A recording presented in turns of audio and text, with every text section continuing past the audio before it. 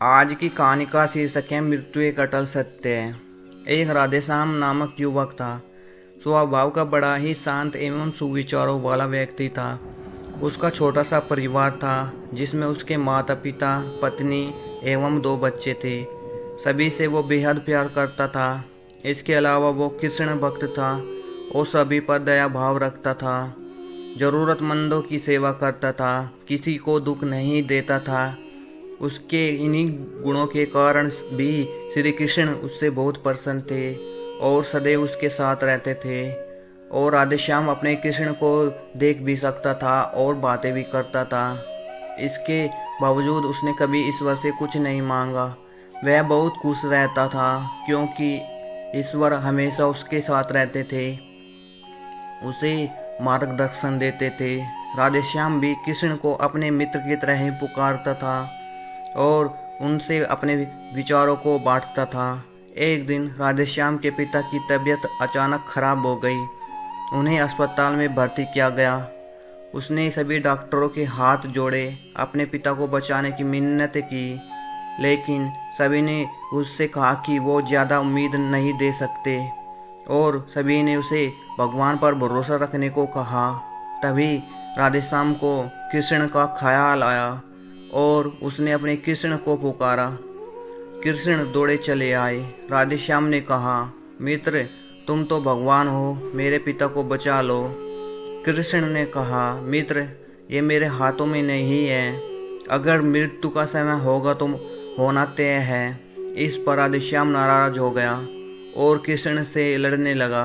गुस्से में उन्हें कोसने लगा। भगवान ने भी उसे बहुत समझाया पर उसने एक ना सुनी। तब भगवान कृष्ण ने उससे कहा, मित्र, मैं तुम्हारी मदद कर सकता हूँ, लेकिन इसके लिए तुम्हें एक कार्य करना होगा। राधेश्याम ने तुरंत पूछा, कैसा कार्य?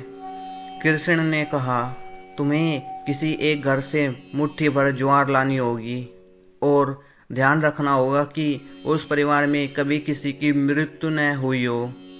राधेश्याम झट से हाँ बोलकर तलाश में निकल गया। उसने कई दरवाजे खटखटाए।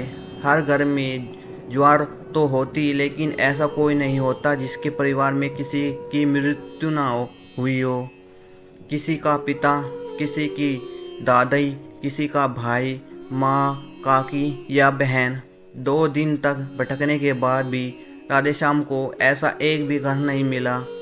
तब उसे इस बात का एहसास हुआ कि मृत्यु एक अटल सत्य है। इसका सामना सभी को करना होता है। इससे कोई नहीं भाग सकता और वो अपने व्यवहार के लिए कृष्ण से क्षमा मांगता है और निर्णय लेता है जब तक उसके पिता जीवित है उसकी सेवा करेगा। थोड़े दिनों बाद राधेश्याम के पिता स्वर्ग सिधार जाते हैं। उसे दुख तो होता है, लेकिन ईश्वर की दी हुई उस सीख के कारण उसका मन शांत रहता है। दोस्तों, इसी प्रकार हम सभी को इस सच को स्वीकार करना चाहिए कि मृत्यु एक अटल सत्य है।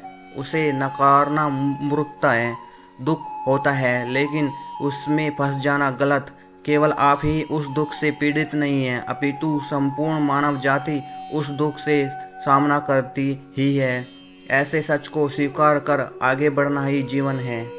दोस्तों, यदि यह कहानी आपको अच्छी लगे तो प्लीज़ चैनल को सब्सक्राइब और लाइक कर दीजिए। धन्यवाद।